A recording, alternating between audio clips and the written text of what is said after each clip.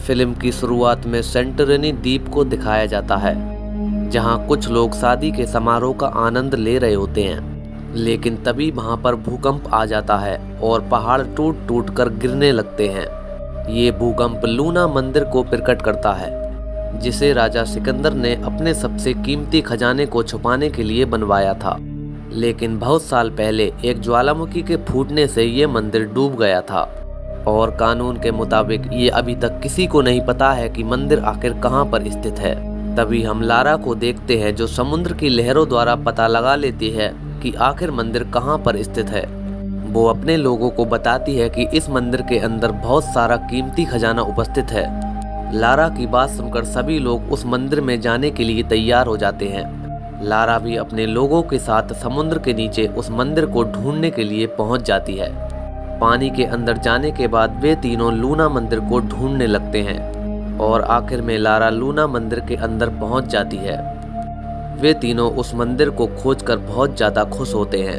अंदर पहुंचने के बाद लारा के दोस्त देखते हैं कि वहां पर बहुत सारी सोने की कीमती चीज़ें पड़ी हुई थीं। वो उन कीमती चीज़ों को अपने बैग में भरने लगते हैं। तभी लारा को वहां एक मूर्ति दिखाई पड़ती है, जिसके अंदर से वो एक रुपया निकालने लगती है।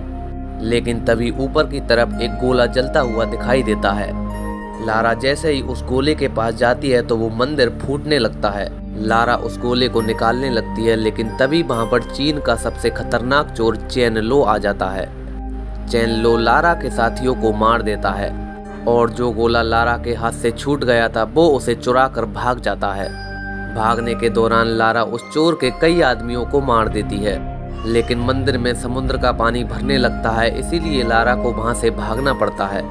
लेकिन अब उसके पास ऊपर जाने के लिए कोई सवारी नहीं थी, इसीलिए वो अपने हाथ को काट लेती है, जिसका खून सूंघते हुए वहां पर बड़ी मछली आ जाती है और लारा उस मछली की मदद से समुद्र के ऊपर आ जाती है और ऊपर एक उल्टी हुई नाव को पकड़कर वहीं पर बेहोश हो जाती है।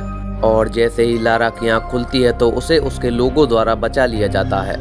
तभी सीन चेंज होता है और वहां के गद्दार जोनाथन रीस को दिखाया जाता है, जो कि पिछले 15 सालों से जैव आतंकवादी बन गया है। जोनाथन रीस उस गोले को कैसे भी करके पाना चाहता है, क्योंकि उस गोले की मदद से उसे पेंडोरा बॉक्स मिल जाएगा और वो बॉक्स जीवन के पालने में पड़ा हुआ है। जीवन का पालना किस जगह पर है वो उस गोले द्वारा पता लगाया जा सकता था, इसीलिए जोनाथन ने ही उस चोर को उस गोले को लाने के लिए भेजा था। दरअसल उसका मकसद ये है कि वो सबसे पहले जहर वाली दवाई बनाएगा और लोगों को बचाने के लिए उस पेंडोरा बॉक्स की मदद लेगा और लोग अपनी जान बचाने के लिए जोनाथन को मुंह मांगा पैसा देंगे। तभी हम अगले सीन में लारा को देखते हैं, जो अपने दोस्त के साथ अपने घर पर ही प्रैक्टिस कर रही थी। लारा गुस्से में होती है क्योंकि उसे उस गोले की पूरी जानकारी चाहिए थी, इसीलिए वो अपने दोस्तों को सारी किताबें पढ़ने के लिए कहती है। तभी कुछ देर बाद लारा के घर पर MI6 कंपनी के लोग आते हैं। लारा उन लोगों से बताती है कि मंदिर के अंदर उसने पेंडोरा बॉक्स का उल्लेख देखा था और उस बॉक्स को जीवन के पालने में खोजा गया था, जहां से कि हमारे जीवन की शुरुआत हुई थी। MI6 के लोग लारा को बताते हैं कि जिसकी तुम बात कर रही हो हम उसे पहले से ही जानते हैं। वे लारा को बताते हैं कि पेंडोरा बॉक्स जिस जीवन के पालने में छिपा हुआ है उसकी एकमात्र चाबी वो एक गोला ही है, जो कि मानचित्र के रूप में बना हुआ है।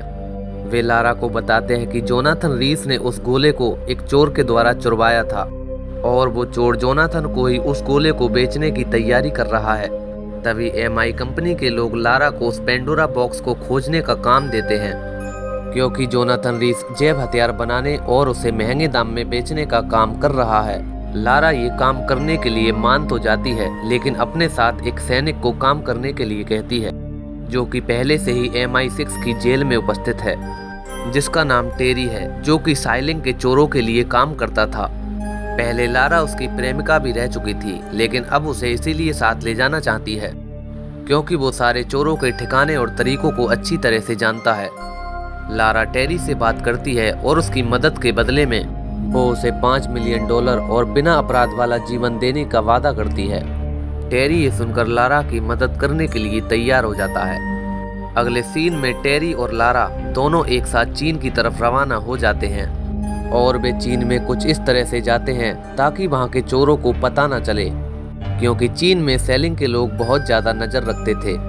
अगले सीन में लारा अपनी जान पहचान वाले के घर पहुंच जाती है, जहां से वो अपने हथियार और बाइक को लेती है। दोनों लोग बाइक को लेकर सेलिंग के मुख्यालय की ओर निकल जाते हैं। आगे चलने के बाद वे एक ऐसी जगह पर जाकर रुकते हैं जहां पर मोटरसाइकिल आगे नहीं जा सकती थी। तभी हम जोनाथन रीस को देखते हैं, जिसके पास चैन लो ने एक बक्सा भेजा था। जोनाथन जैसे ही उस बक्से को खोलकर देखता है तो उसके अंदर एक फ़ोन निकलता है। जोनाथन उस चोर को फ़ोन करता है और उससे पूछता है कि आखिर तुमने ऐसा क्यों किया। तभी वो चोर बताता है कि लारा सेलिंग के मुख्यालय आ रही है और वो तुमसे ज़्यादा दाम देने के लिए तैयार है। इतना कहने के बाद वो जोनाथन का फ़ोन काट देता है। पहाड़ी पर पहुंचने के बाद लारा टेरी के ऊपर गन तान देती है, क्योंकि उसे लग रहा था कि टेरी उसे धोखा दे रहा है। तभी वहां पर सेलिंग के लोग आ जाते हैं और उन दोनों को पकड़कर ले जाते हैं। सेलिंग के लोग लारा और टेरी को पकड़कर अपने मुख्यालय ले जाते हैं, जहां लारा की मुलाकात चैन लो से हो जाती है। थोड़ी देर पहले जोनाथन रीस ने उस चोर से एक वादा किया था कि अगर वो उस गोले के साथ लारा की लाश को भी देगा तो उसे $12 मिलियन अधिक दिए जाएंगे। इसीलिए वो चोर लारा को अपने मुख्यालय के अंदर ले जाता है और वहां उसे कुछ मूर्तियां दिखाता है जो कि कई सौ साल पुरानी बनी हुई थी। कुछ देर बात करने के बाद लारा समझ जाती है कि चोर उसे मारना चाहता है। वो चोर जैसे ही लारा पर वार करता है तो वो उससे लड़ने के लिए पहले ही तैयार हो जाती है। मुख्यालय के अंदर ही उन दोनों के बीच लड़ाई होने लगती है और आखिर में लारा उस चोर को मार देती है और उसके गले में से वही लूना मंदिर का ताबीज निकाल लेती है और बाहर आने के बाद टेरी के साथ वहां से भाग आती है। शहर में आने के बाद वो उस सिक्के का फोटो अपने दोस्त हिलेरी को भेजती है और उसकी सारी जानकारी इकट्ठा करने के लिए कहती है। उस चोर से मिलने के बाद लारा को ये पता लगा था कि उस गोले को हेलीकॉप्टर द्वारा रीस को पहुंचा दिया जाएगा, इसीलिए लारा और टेरी पहले ही उस जगह पहुंच गए थे। तभी वहां पर जोनाथन रीस का हेलीकॉप्टर उस गोले को लेने के लिए आ जाता है।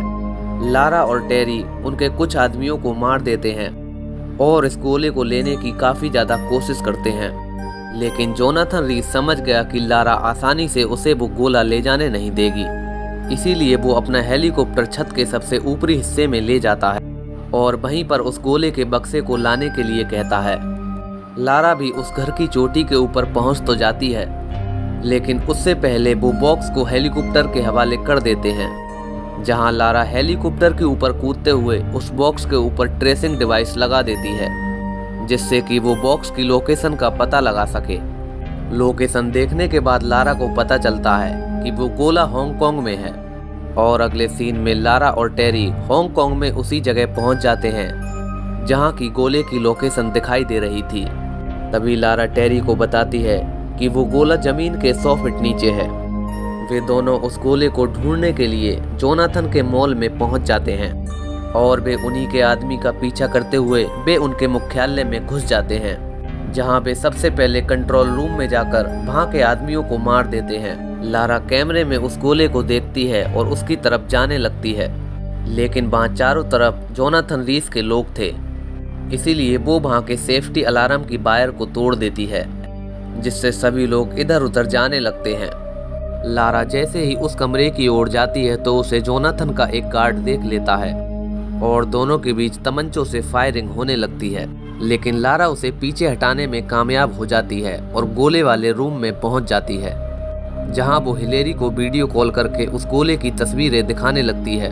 तभी जोनाथन के लोग पीछे से आ जाते हैं और लारा को पकड़ लेते हैं। जोनाथन लारा को बताता है कि इस गोले की सारी जानकारी प्राप्त कर लेगा और खरीदारों का उपयोग वायरस छोड़ने के लिए करेगा, लेकिन दुनिया में एकमात्र प्रतिशोधक होने की वजह से वो बहुत सारा पैसा कमाएगा।